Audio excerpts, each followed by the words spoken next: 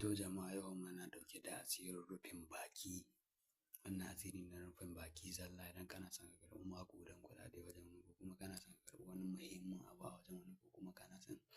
ko kuma wani ne yake bin ka bashi amma yana takura maka kai kuma ba ka da shi ko kuma wani ne yake bibiyar ka domin ka bashi wani abu amma abun ya gagara kuma kai ba ka da shi kuma sannan ya takura ka lalle sai ka bashi ko kuma kana son ka karɓi wani abu ne a gurin wani ko kuma duk dai abin da ya danganci rufin baki.